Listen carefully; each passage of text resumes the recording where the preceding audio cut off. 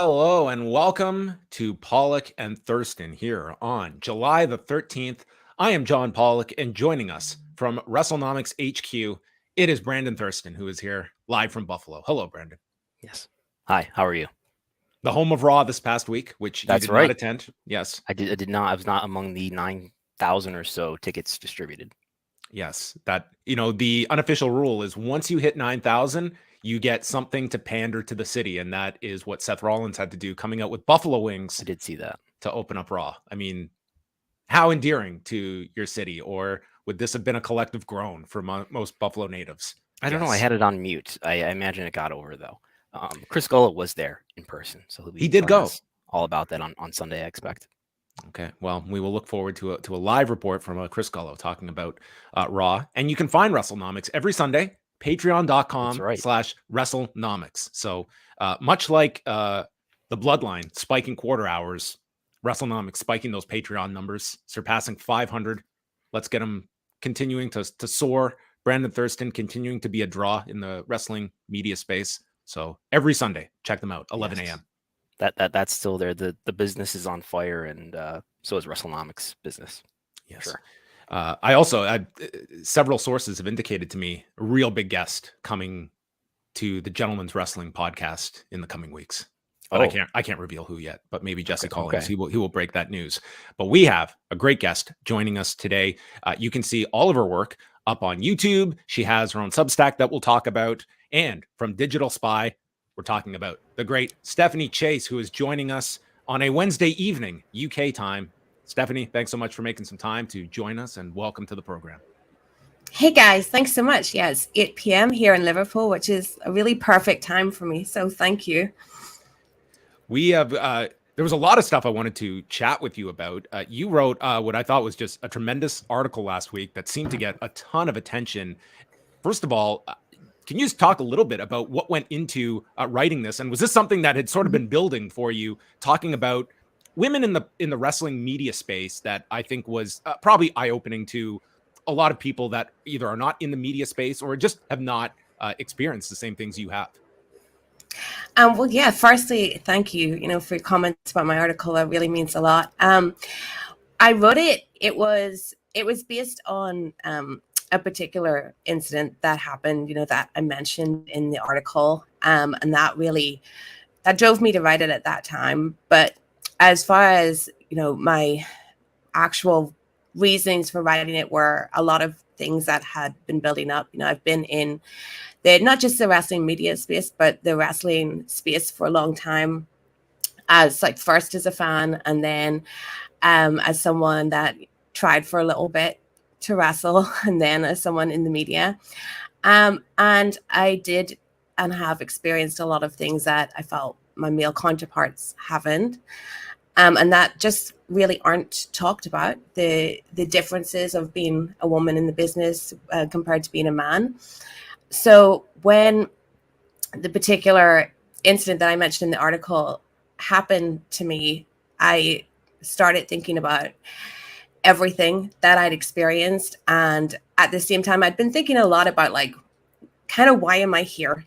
Why am I in this business? Was something that had been playing on my mind for the past year or so. What am I here to do? And I kept coming back to, maybe I'm here to talk about things from a unique perspective, the perspective of a woman and stuff that I've been through. And I thought that I should start actually, rather than just doing a few tweets about a few things, actually write something that may resonate with a lot of people and, help them or encourage them that they could relate to.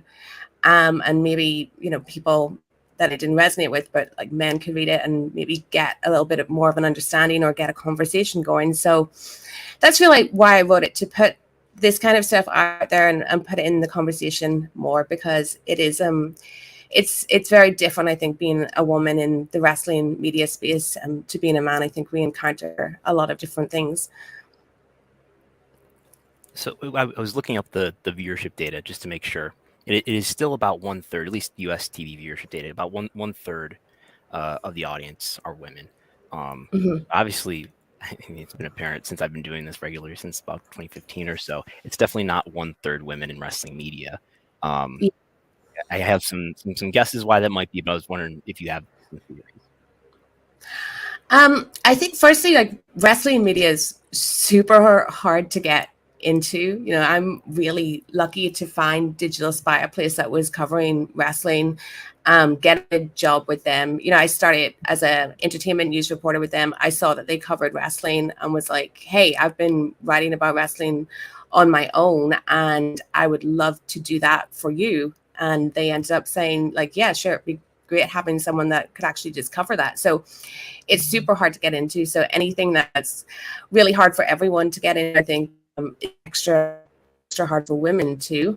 And but I think as well, it's kind of hard to go about things the same way that men do. Maybe I think that a lot of men that I talk to, they maybe get their interviews or get their scoops by directly approaching, a lot of wrestlers, can DM a wrestler, stuff like that. I think it's kind of probably a bit different if I start DMing a lot of wrestlers than if a male writer does. I think it can come across different.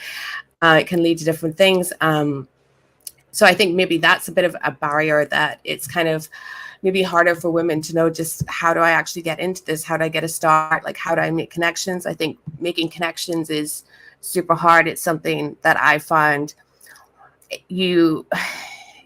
I think when I started, I was like very naive. And then I realized later, like how much you kind of have to have your guard up with people and be sure of people's intentions.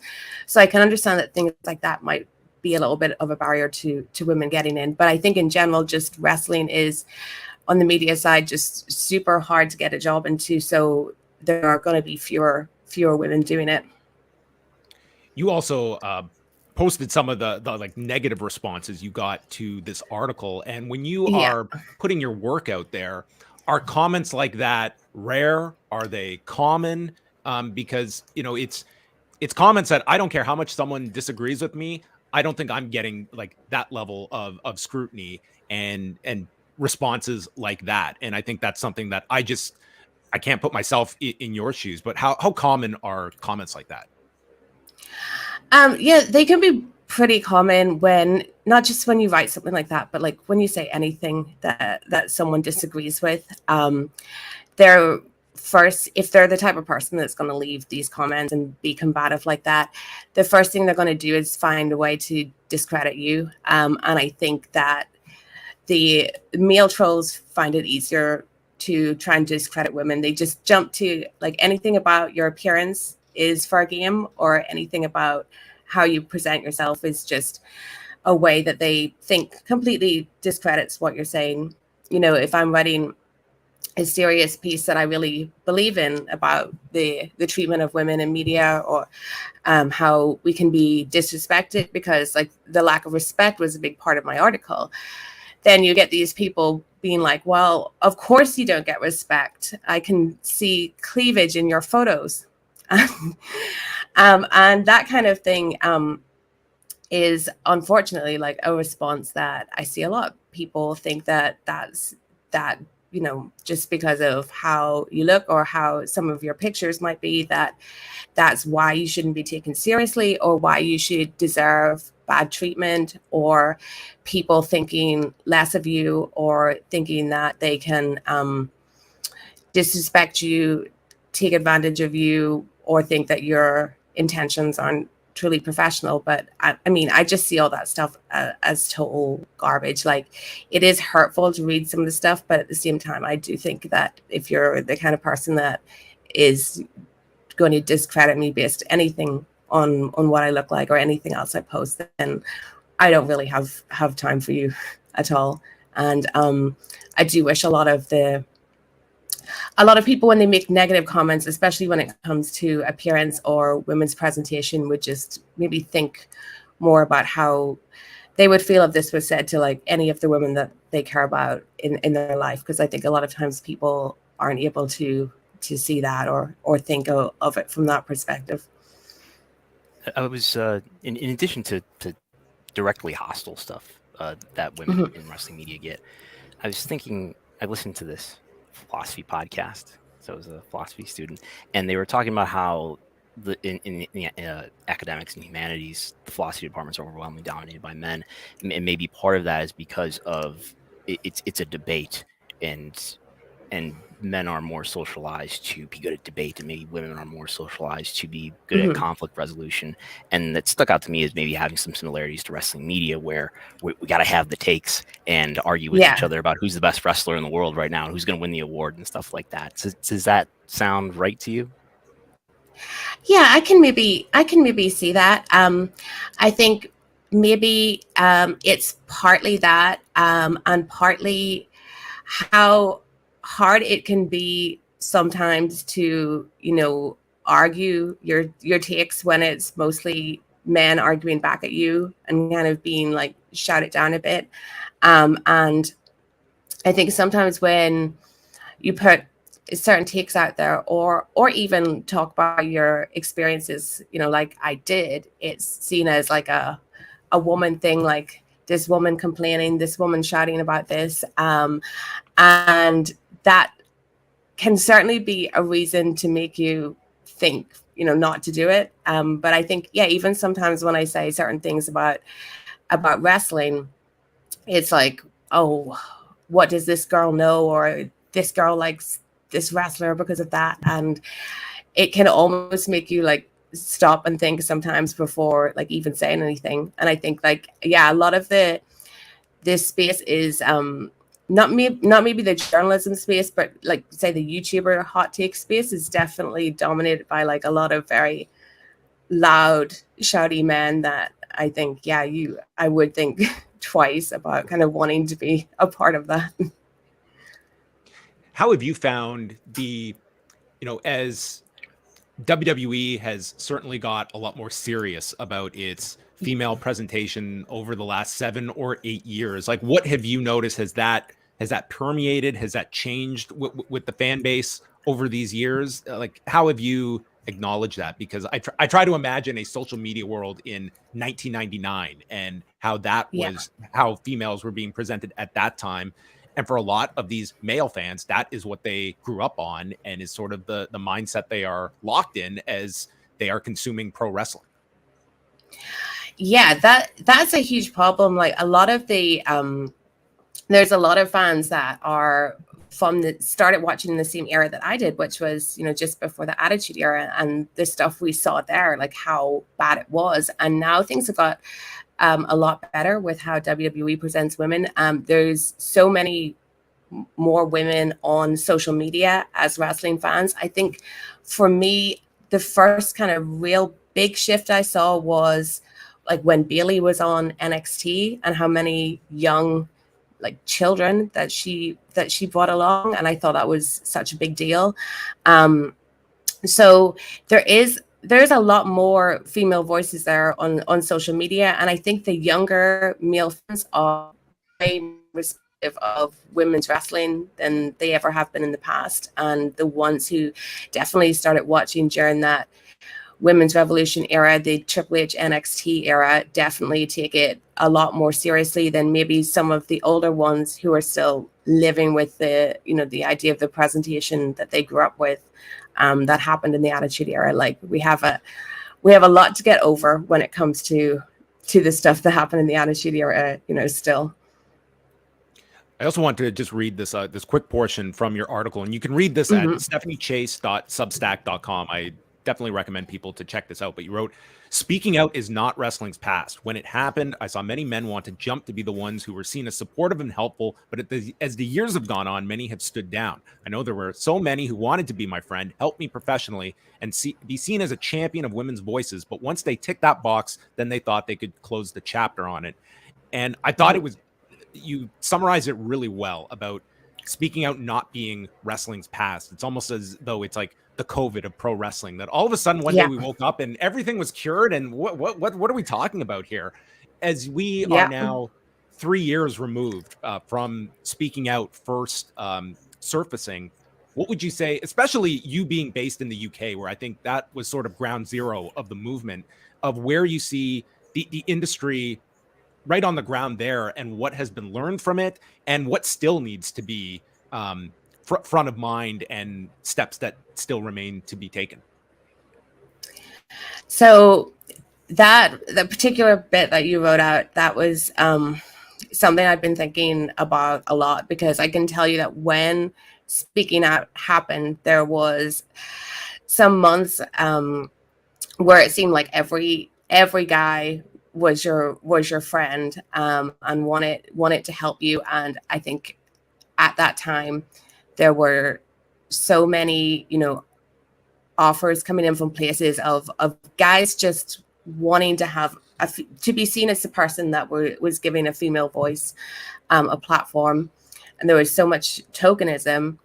And then it did all seem to die down, and the conversation about speaking out died down. And there's, some people who are still in the wrestling space whose names were out there that we just, accepted, like they're here.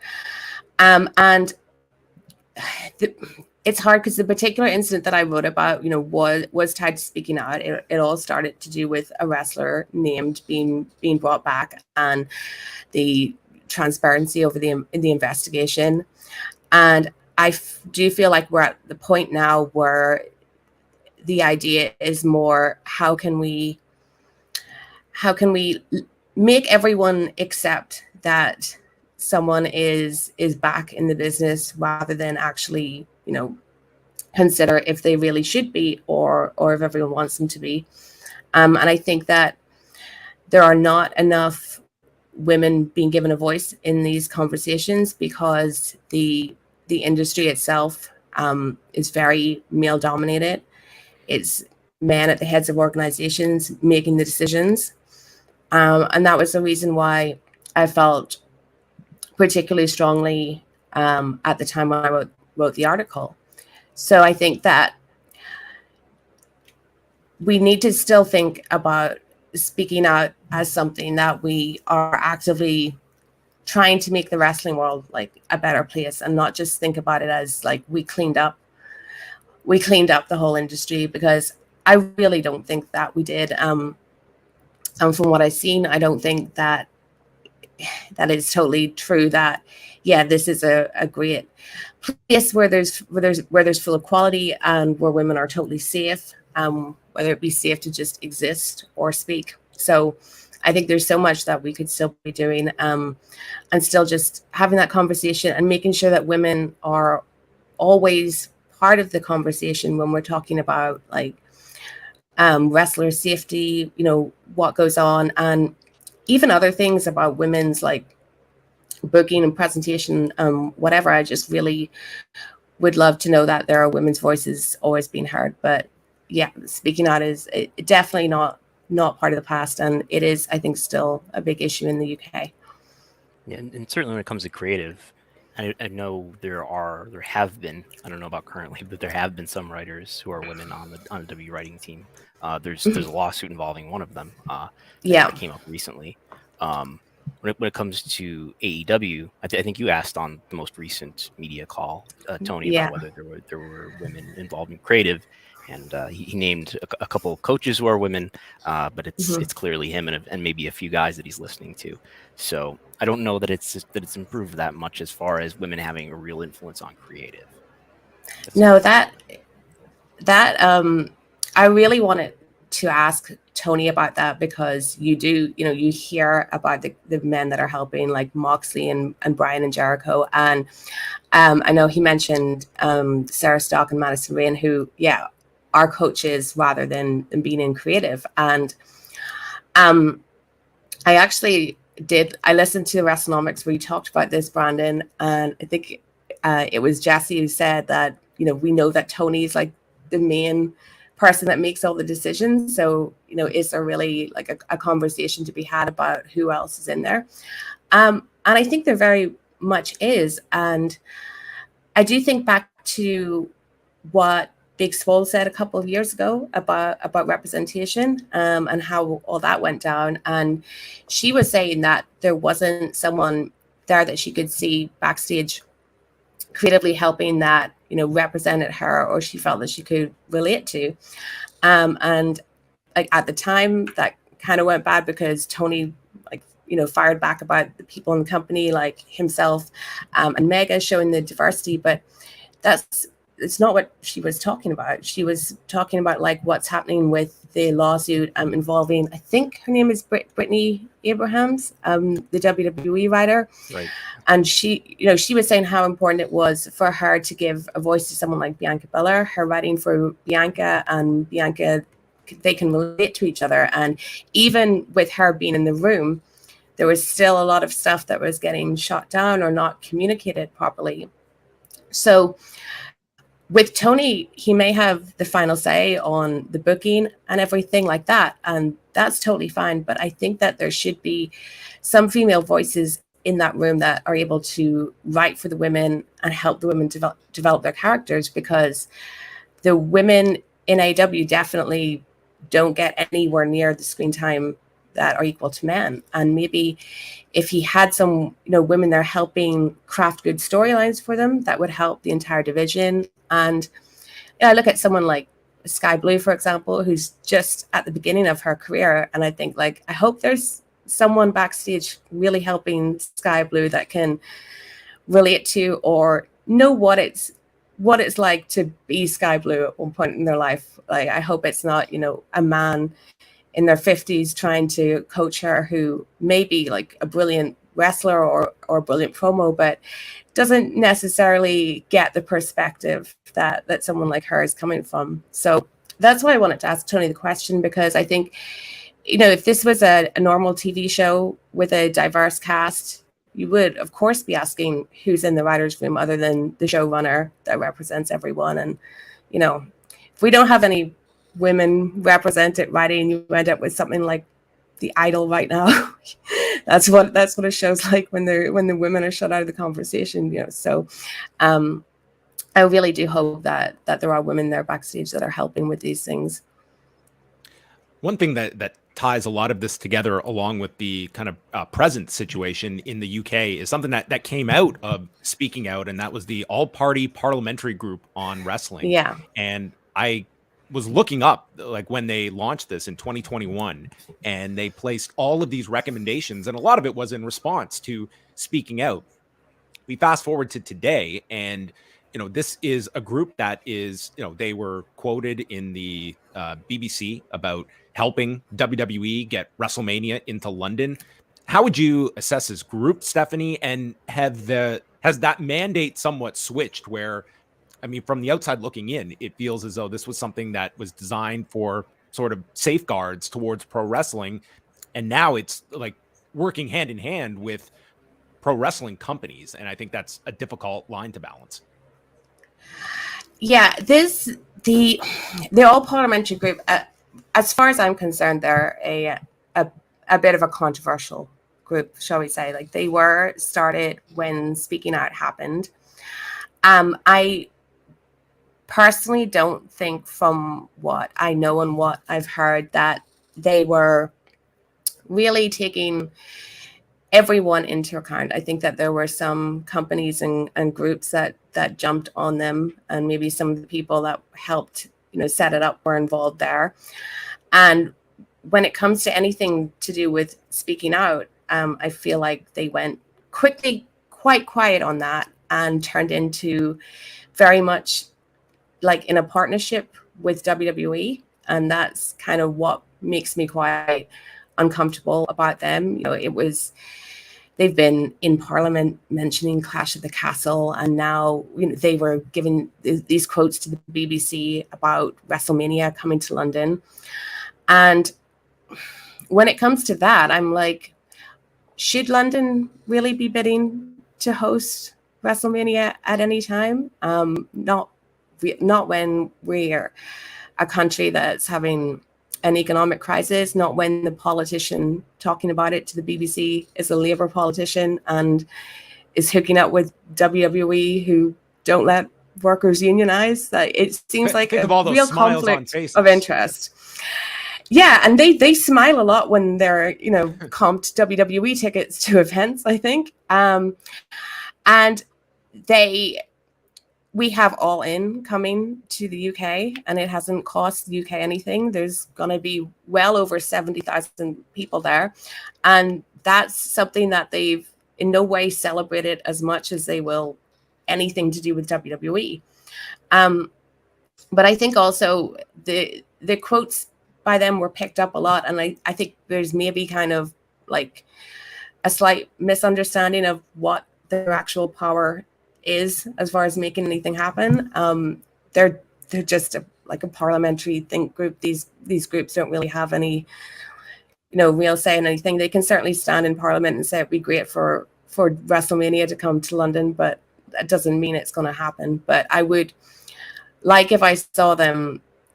I would like them to appear less just as the group that wants to promote WWE and actually more, help wrestling in general. It is pretty wild to be so backing this WrestleMania campaign and be so silent on AEW, like other than just throwing it in a couple of times, It sounds a little bit like the relationship between WWE and the Concussion Legacy Foundation, the Chris Nowinski Foundation, that was, doing research on and is doing research on CTE, and I think Pollock has really embraced Nowinski's organization. I'm struggling to think of examples, but I'm pretty sure that's happened. And coincidentally or not, since that's happened, we haven't really heard about more wrestlers who worked in WWE having CTE. Yeah, I think because the group were formed after speaking out, and it seemed like a response to speaking out, and then maybe being from the UK and knowing a lot more people, I think some of the associations that they make are not ones that I would have made it if I was making a group after speaking out to look out for wrestling. And even the WWE connection is a little bit sus when it comes to that too. What are you looking at in terms of, like, let's throw out the subsidy option, and that might ultimately be enough that WWE would not pursue it any further. But I mean, like, what do you see as the ceiling of what a WrestleMania, a 2-night event, can do in London at a Wembley Stadium or a venue of similar size?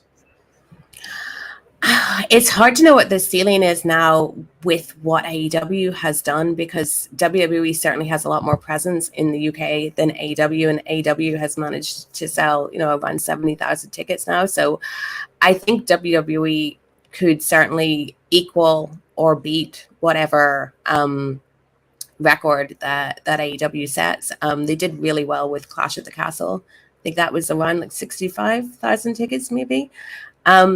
So I don't think that there's any ceiling for it, because there's such a huge appetite in the UK for wrestling, and there's so many, and that extends to the whole of Europe and people that can travel. So I think if they, were to commit to wrestling or an event bigger than Clash at the Castle, they could certainly like sneak up to whatever AEW is going to do with Wembley. But I think unless they get Wembley as a venue, I think it's going to be really hard to beat whatever record it is that AEW eventually lands on after All In is over. Yeah, that's what somebody told me when this story started, that it's going to be hard to find a location because of the football schedule, I should say. I'm talking to someone from UK, I better say football, not soccer. But and so I mean, does that sound right, that if they do it in April, it'll be hard to do it anywhere but Wembley, and Wembley, if they don't play football at Wembley that much?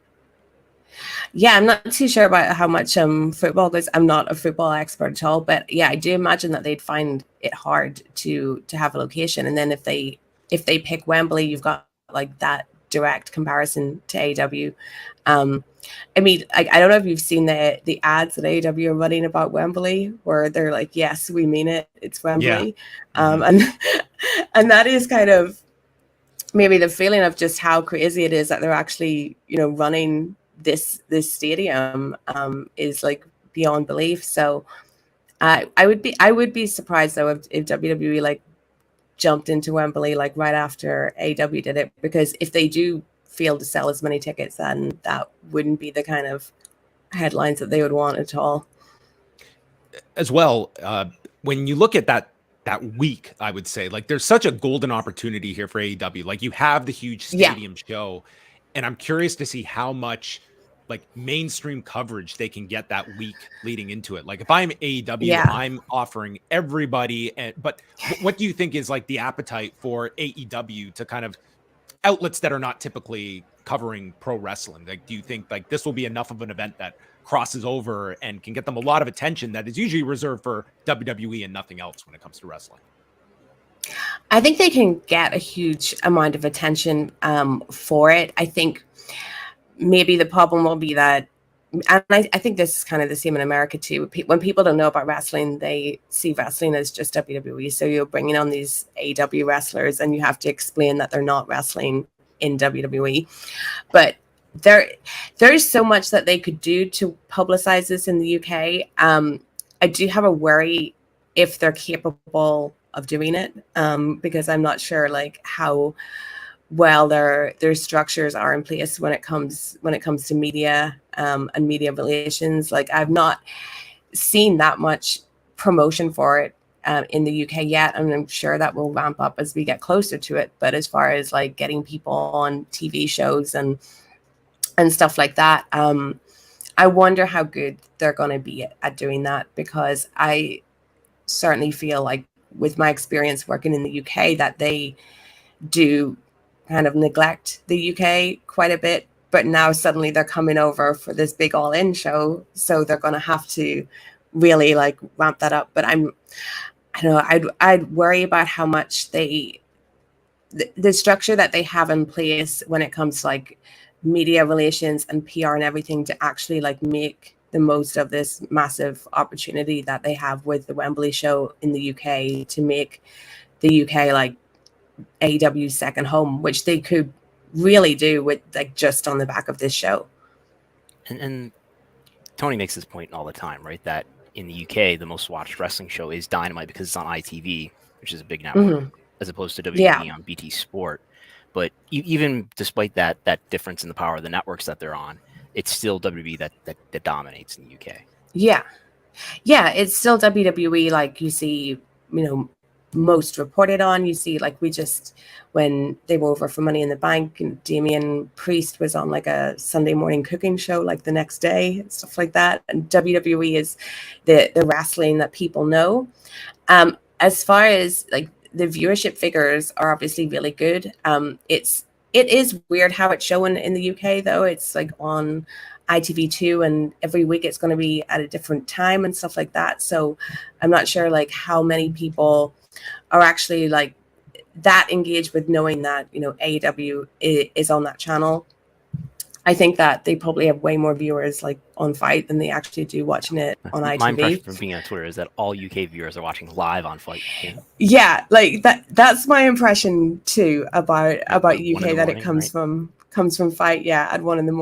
or replaying it. But it's WWE merch that you see in shops. The AEW figures, we did have them for a while and then they disappeared, and now apparently they're back, but I haven't seen that many. But it is, WWE is just what people in the UK that aren't following wrestling like know, and it's what anyone you talk to that's not watching wrestling right now, what they know of is WWE and the Attitude Era that was so huge over here too. But they, at least with being on ITV, like that's a really good foothold, and hopefully like that can help them get on other big ITV shows to promote the show and to promote themselves too. Well, Stephanie, we definitely want to thank you for jumping on with us and chatting about all of these topics. Again, I would encourage people to go to stephaniechase.substack.com. And where else can people find out your work? And I'm sure tons of coverage in the lead up and including All In at the end of August. Yeah, you can go follow me on Twitter at Stephanie M. Chase, and you can go to YouTube and it's Stephanie Chase Wrestling, and you'll find like lots of interviews and lots of talk about All In and stuff like that, and Dynamite reviews over there. Yeah, great review recently of Fight Forever. That was my primer. We had Mike Straw on the show. I was like, I need to learn about this game, and I relied on Stephanie's review of the game, where I learned that you can customize your female performer to be Mrs., but not Ms. That is what I learned. Yeah. So I'm what not, are and the I will subtleties there? not comment on that or read into that in AEW, but yes. Well, thanks very much, Stephanie, for joining us. We'll definitely do this again sometime. Okay, thanks, guys. Bye. Thank you, Stephanie. All right, that was Stephanie Chase joining us. A great article that she wrote that you can go check out. And we might have a first on Pollock and Thurston. The Dynamite number might come down Yes, I warned as you. we are live, which will be something else. Like one night, we just have to put the camera on Brandon and go through the process of when a number comes down and how you distribute it. I've done some trial runs on that, but then like my scripts just collapsed and it was a whole ordeal. Oh, but someday, yes. Well, we don't want to. We don't want to put you through too much. But the thing is, with no show buzz, there are fewer scripts involved than there were in the past. Well, I am learning all about your scripting and such, and I mean, man, the things you learn being around Brandon Thurston. The man is on top of all of this. But we have a couple of topics to go through, and I think we should start with this potential, and we should emphasize potential change in pay-per-view strategy for AEW with a report that came from Fightful Select that reads, Warner Brothers Discovery sources confirmed to Fightful Select that one of the major proposals from their end to AEW as it relates to an extension is the subject of pay-per-view events. Specifically, a WBD source told Fightful that they mentioned the very likely possibility of significantly expanding the AEW pay-per-view schedule even to one a month. We're told that this is something that Warner Brothers Discovery has wanted. We aren't sure on if those would be standalone or included in a Max streaming deal, as WBD sources would not elaborate on that. And again, that's from Fightful Select. But I mean, this is something that always comes up, Brandon, is what is the appetite for more pay-per-view content? And especially if you're talking about a streaming deal, like what that would mean if you could just get a guaranteed amount per month that would work very much in the same way the UFC system is with ESPN Plus. But I mean, AEW seems to be it's funny that we watch the television hours just increase. But with pay-per-views, Tony has kind of held that hard line, save for adding in Forbidden Door since 2019. Yeah, I mean, the lesson of pay-per-view in the 90s when they added it in your house was that, you would get about the same number of people buying it regardless of what you priced it at. And I think the W Network sort of reinforced that, the notion that there was about 1 million, there were about 1 million people that would buy a pay-per-view at Max in terms of like WrestleMania, and you don't multiply that by 6 times by cutting the price into 1/6. So anyway, there's a pretty captive audience that regardless of what you price it at, or maybe even the frequency that they're willing to buy. And as you said, AEW is stuck to 4. I think we're at the point now, if you add Forbidden Door and maybe All In, now you have sort of 6 what we might call peak event brands. So that's covering half the year. Maybe they'll do All In again. And we've talked last Sunday about how maybe All In is this stadium brand, and it goes back to the history of the first All In and all that. Maybe that ends up being AEW's biggest events annually, because none of these other 4 certainly have stood out as being any more high profile than the other. The Forbidden Doors drawn a lot of interest for interpromotional reasons. What do you think Forbidden Door would have done in Toronto if, say, it was at the Rogers Center? Like, do you think it would have been like the demand would have been, say, could they have topped 30,000 for that show? 30 is the number that comes to mind first, because I think just the notion of doing it at a stadium, it depends on whether All In is on the horizon at Wembley Stadium. I think at that point too, because I think knowing that show is out there and that show is going to be bigger than what a Rogers Center show would be diminishes how big that moment would be. But I think just being there for history has been a big drawing component for whether it was the first All In or the New Japan and Ring of Honor Madison Square Garden show. Being present for history has been, with no matches announced, these shows have sold out. It's wanting to be there for something that will be of significance. I agree. That's to me been a huge hook, and specific to AEW. But so I can see pay-per-view being one component for Max if they're looking at Peacock, and it seems to be working out for Peacock. We can say whether or not Peacock is working out, but WWE is definitely one of the positive stories around Peacock, and maybe they want, they take lesson from that in terms of adding AEW to Max. And I think pay-per-view would be only one component, including next day rights, which have not been monetized at all by AEW. I think that's something that we we rarely talk about when we talk about AEW's next TV deal, but that next day rights, which, the counterpart part in WWE's world is Hulu, which is, they're probably making a few $1 million at least from having those rights on Hulu. So I think there's something there in addition to pay-per-view that perhaps will be on Max. And the big question continues to be, where will All In be broadcast? I'm leaning back towards Max. Yeah, I mean, we're inching closer and closer. Like, you would think like this, we've got to be imminent at some point. If it's not Max, where is it? Like, you're looking at traditional pay-per-view, aren't you? Right. Like, there's no way this is airing on TNT or TBS. I just think that would just be, I think that would be for free on YouTube or something, I guess, is another option. I mean, it's just at that point, like, what are we talking about here? I mean, another interesting point to this is the idea of like, what is your ceiling? Are you looking at coming back to pay-per-view every 4 weeks? Because that will certainly change the booking style of AEW. And you've also got you still have this albatross, maybe that's too strong a word, but Ring of Honor of like where this really fits into the picture. Because at this point, as long as there is not a buyer out there for Ring of Honor, it sort of just becomes this thing that is this excess content that we produce. And if you're looking at going to 12 pay-per-views and still continuing this ROH model, it just sort of gets to a point where, like, at what point are we looking? Like, there will be some diminishing returns in all of this. And Ring of Honor, to me, just seems like a brand that it's existing until something more meaningful comes along that they can capitalize on. Yeah, I mean, I guess it's fine for adding, I'm sure it's the most lucrative event for Ring of Honor, both in terms of ticket sales and in terms of the pay-per-view that it adds to it. But you didn't need Ring of Honor to develop a secondary brand that's, that serves as developmental. But you don't get the video library that comes with it. And I guess, I don't know, would that video library be something that could potentially be on Max? But I think part of that Fightful report is that, WBD was not necessarily interested in Ring of Honor, and that even goes back to before Tony bought it. So yeah, I mean, I hope Tony didn't pay too much for it, but it's it's something extra among all the other wrestling content you got to watch. Well, in terms of ratings notes, we can go through some of the highlights over the past couple of nights. I would say like the most significant number came out of SmackDown, where you can always get the quarter hour reports over at patreon.com/Wrestlenomics. And sometimes these quarter hour performances will get referenced by Don Callis in a promo on Dynamite. But last Friday, we saw one of the most successful segments in years for WWE.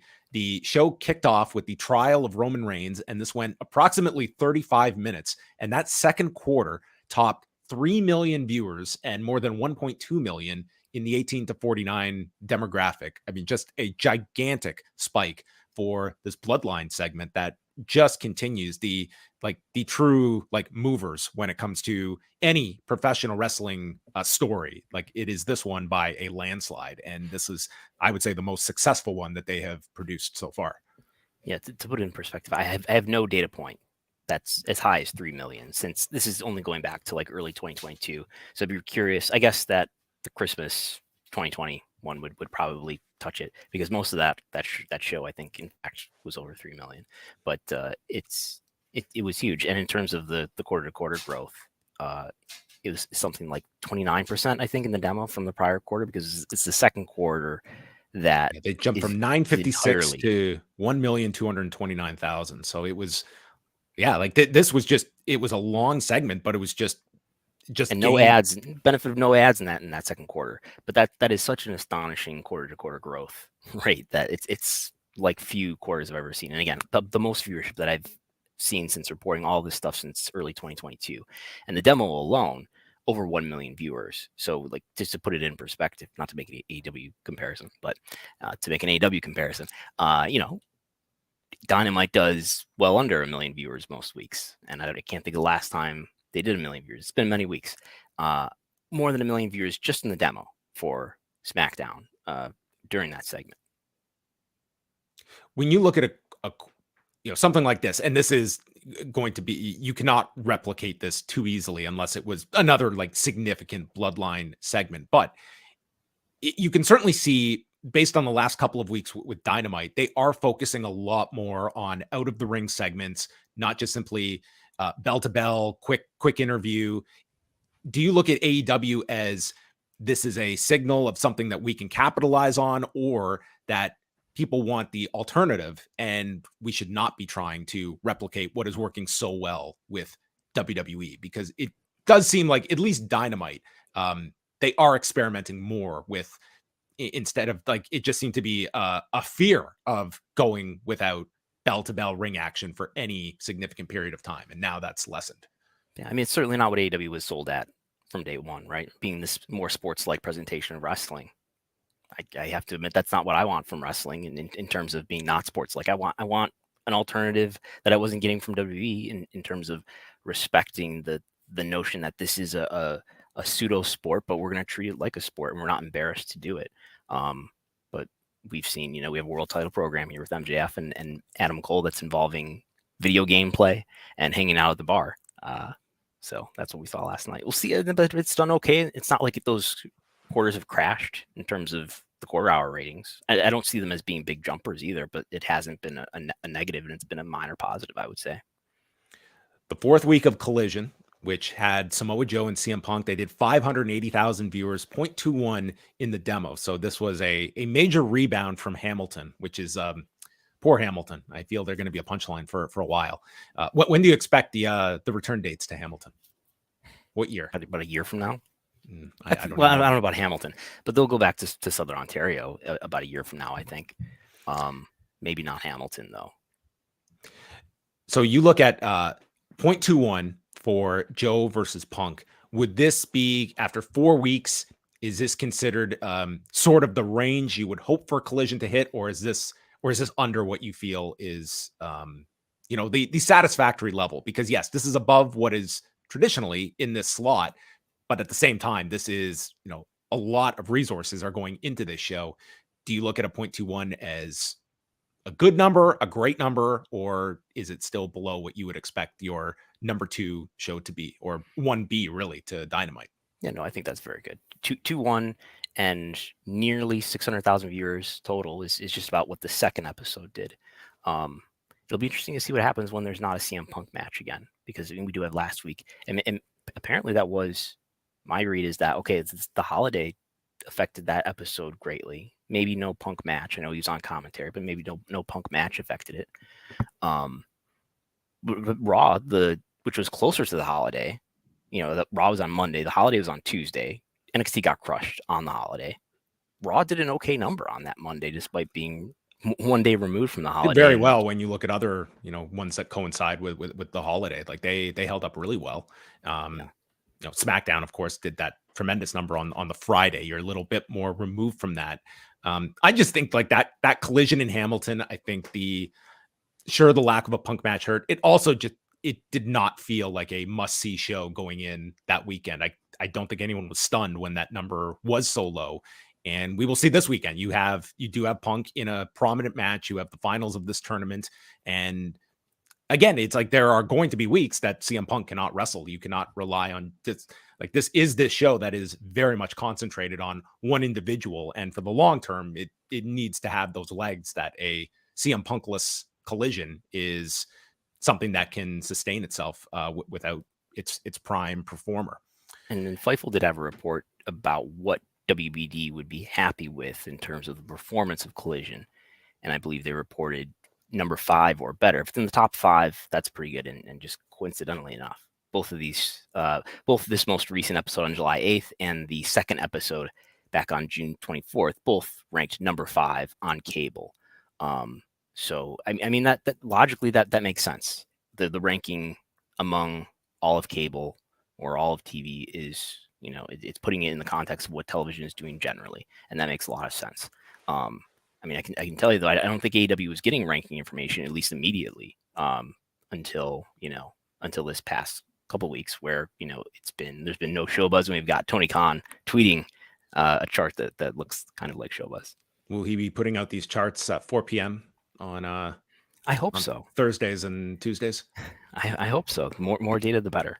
Yeah, and this was up against this past weekend's Collision did go up against the UFC prelims, which were on both ABC and ESPN. So those were simulcast, and between both networks, like that was over 1.8 million viewers plus ESPN Plus. So man, they are just spreading UFC across every platform they can.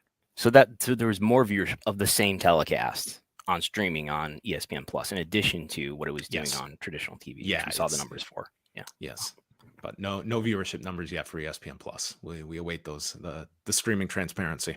More big wins for TKO. That is it.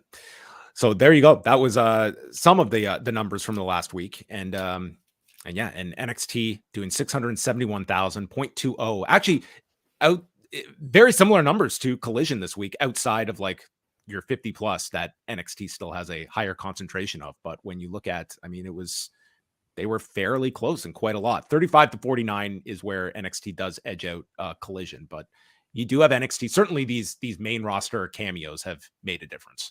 That seems to be a regular now moving forward. And no overrun. Can you believe that? That's the right. First time there was no overrun in like 2.5 years. So the main event, which involved Finn Balor and Damian Priest, did very well, and Carmelo Hayes. And NXT has gotten, I'm going to look at the median age chart right now, but median age for NXT was about 53 this past Wednesday. And it's really taken a nosedive, which is a good thing. It is almost the same median age as SmackDown now, which is, in the lower mid 50s, about 54. Whereas I remember I used to post the median age viewer chart, and NXT would be up literally at age 60, and people would make jokes about how it must be all people in retirement homes who are watching NXT, but it's gotten a lot younger in the last year or so. It's really trended downward. So there are all of your latest ratings notes, and we will await the Dynamite figures to come down at a time to be determined based on the TV ratings gods that exist out there. Well, Nielsen will report it at 4, so you never know. It's around 4 is usually when they come out, but sometimes it takes a lot of time to get to me. You never know. There was also the note that SmackDown is now being categorized as a entertainment program as opposed to sports. This is the one wrestling show that when they moved to Fox, it was listed as sports programming. It now moves over to entertainment, with it being noted it was the #1 entertainment show last week with the 0.76 that they drew on Friday. Yeah, I not sure why. We did see Michael Mulvihill, who's a great Twitter follow, who is I believe, senior vice president of data analytics for Fox. He's always tweeting ratings. I've retweeted him recently. And he pointed that out too. He's the one, I guess, who this story is coming from, as far as somebody commenting on it publicly. Previously, SmackDown was categorized as sports. Maybe that helped during COVID. Obviously, that was a determination that was made in fall of 2019 when SmackDown moved to Fox. But maybe that helped Fox satisfy some carriage fees requirements during COVID when there wasn't a lot of live sports. So Fox makes deals with various cable and TV providers, promising that we're going to provide you with X hours of whatever it is, live sports, and there's probably other things, maybe entertainment as part of that. We're going to provide you with a certain amount of stuff so that if something happens, like a worldwide pandemic, that prevents us from being able to deliver that, we have to go back and renegotiate our deal maybe. So maybe SmackDown helps them satisfy some of those requirements. I don't know why they've done this. My first speculation would be that, well, entertainment's cheaper than sports, so let's recategorize them as entertainment because we're renegotiating with them right now. But it did allow Michael Mulvihill to say, hey, this was the #1, I believe, right, is what he said. This was the #1 entertainment show across all of TV. So maybe there's some selling points like that to it too. Yeah, you did have soccer going on last week that was doing very, very well. So I mean, it does differentiate it, but I mean, long term, I don't know how much this affects things, other than, I mean, it will. You would think like the biggest threat to SmackDown or Raw numbers, for that matter, are sports. So you can differentiate yourself in that sense. So I can give you the Dynamite number, which is now available. All right. So for context, last week they did 855,000 viewers and a 0.29 in the demo. So Brandon will be furiously calculating the updated Dynamite number for Wednesday night. Right. Last week, say that again. It was 809,000, right? No, I'm looking at 2 weeks ago. 855. 855. 825. This is so dramatic, isn't it? 825,000 viewers for AEW last night on TBS. 385,000 viewers in the demo. That comes out to a 0.29 in the demo. So the same So demo. very, very slightly up in the as last demo week. and down 30,000 viewers from last week's average. So, Yes. I mean, exclusive news here. Breaking news here, courtesy of Brandon Thurston at WrestleNomics. There you I'll have have a it. report later. The Dynamite drop. Maybe we can get this segment sponsored every. We'll go live on Thursdays if we get a sponsor for this segment. The Dynamite drop. What more furious interest is there? I guess around a rating other than a Dynamite rating. Maybe a Collision rating now on Tuesday. Well, this is perfect. We'll do a Thursday afternoon and a Tuesday. So this is a future plan, perhaps. We'll just build it all around these ratings drops. What do you find is the I would say the peak was when you had Dynamite and NXT the first couple of months going head to head. I missed out. See, I wasn't covering ratings then. This is when I was, wrestling more or at all, and I didn't relaunch the Patreon and really get into this. Oh, wow, as heavily as I am now until early pandemic. That was when I was furiously getting the Canadian numbers out there for people and realized, hey, you know what, you can go to the site for these if you would so like. That was a time. But do you sense that there's still a big interest around Collision in these early weeks, or do you think this is kind of just settled in? How crazy is your timeline is what I'm asking. I don't read it. I mean, there's at least a lot of interest and takes being had about Collision, I guess including by me. But I do wonder as for like as a Wrestlenomics business, wow, if I had started it a little bit earlier or like a year earlier, it could have been that much more ahead. But I doubt that the level of interest in ratings is anything like it was during the Wednesday Night War. I imagine at least early on that was a really big deal. I think that was certainly the peak of it, and you had just a combination of everything, like your two dueling fan bases. I think there was a romanticism going back to people that did not live through the Monday night era. That would have been a hell of a time for social media. Before we end, what has your experience been like 1 week on Threads? Much of anything? It's fine. I am on Threads.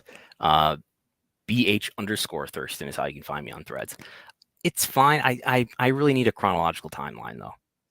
There's no chronological timeline. There's only the timeline's a bit annoying. I've heard the more sort of accounts you follow, the algorithm does catch up to better cater to you, but the timeline is a bit of a mess. Like I go on there and I've just got a feed of people that I don't want to hear from.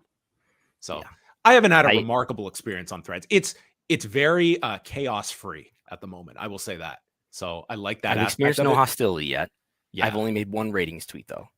So in fairness, not sure that's a good sample, but yeah, on Twitter, my experience is, Elon is dying for me to look at that For You tab, and I just don't want to. So it's a constant fight with my thumb all the time, many instances per day.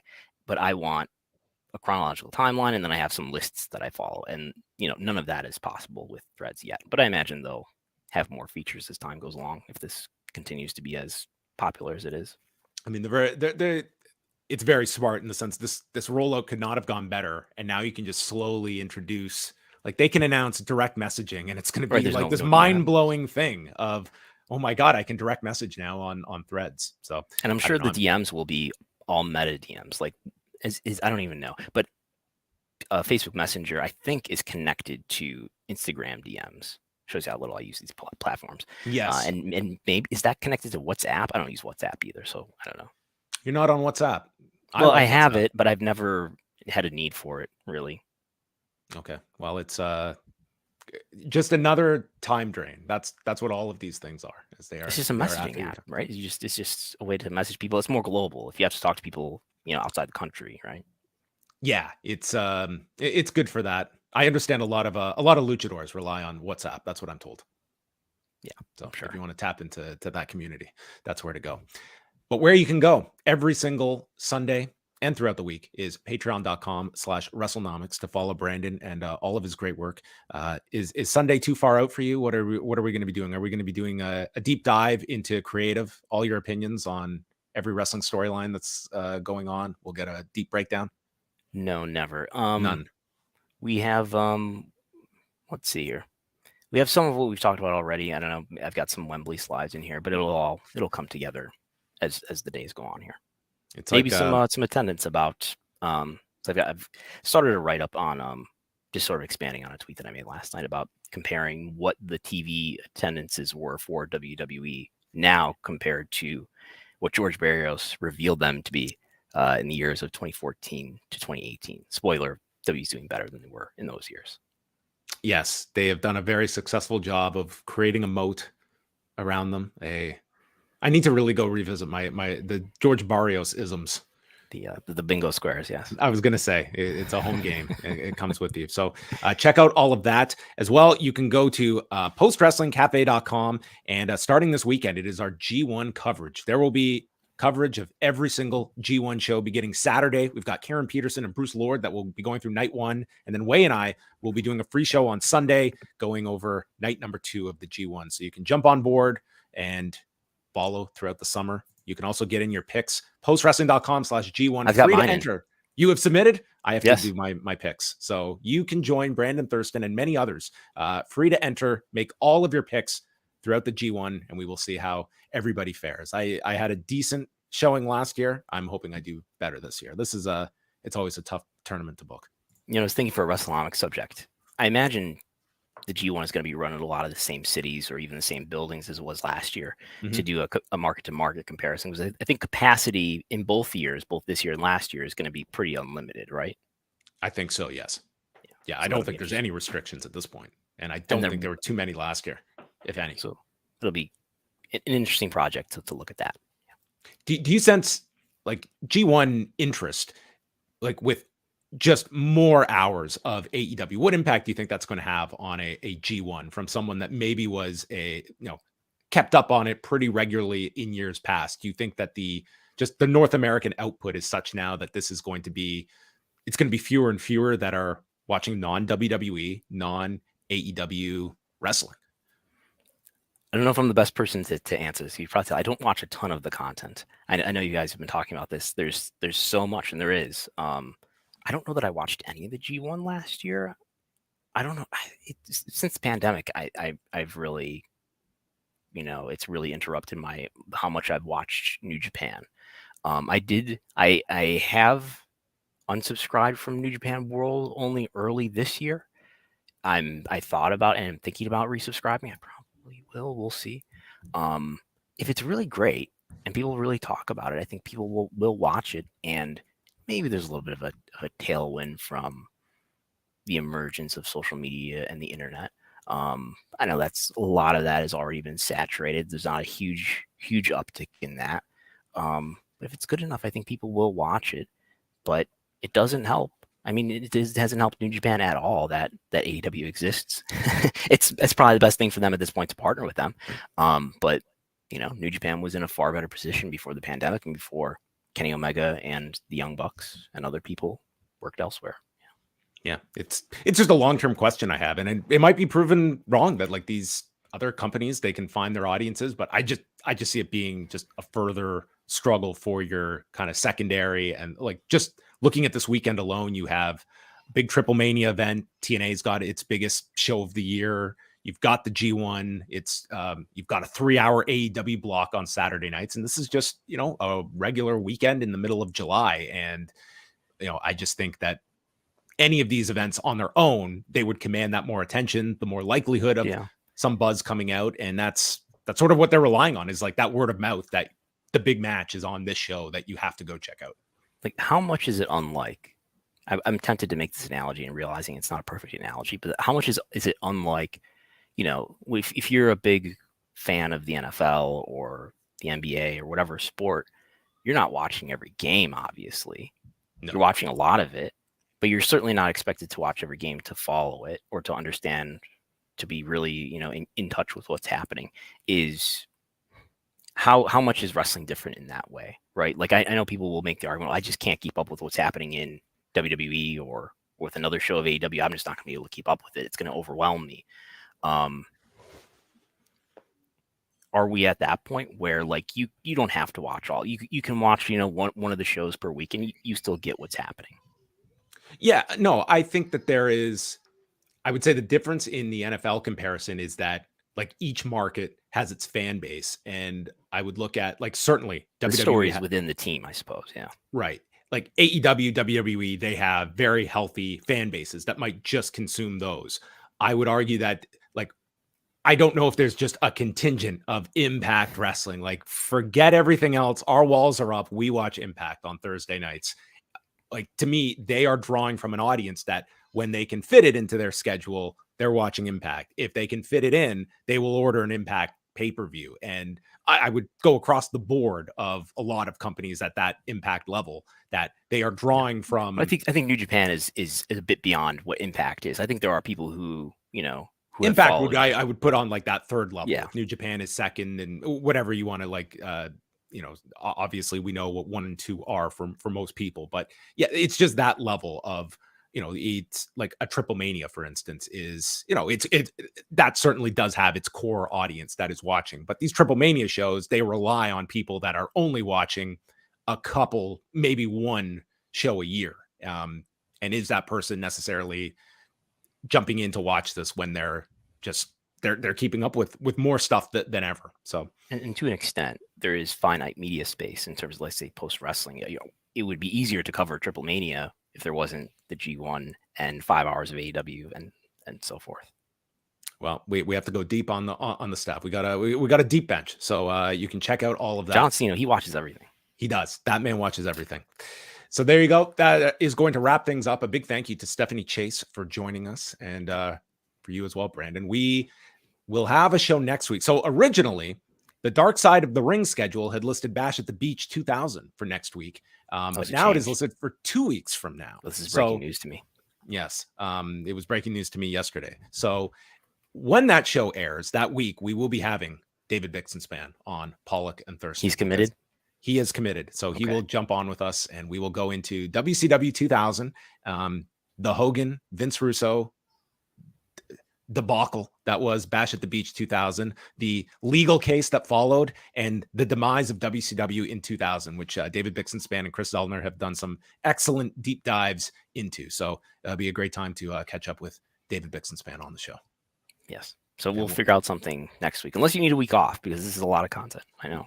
Well, we'll see who's out there. We've thrown out some offers. We will see if anyone bites and comes on to the show. We have put out some asks out there, but yes, we will connect to the heavy hitters. Got some pretty big asks out there. We'll see what fish we're able to catch. Yes, we tried. We're always out there trying. We're trying. Yes. We'll see if we can pull in the big sharks. But that is it for us. Thank you for tuning in, and have a great week.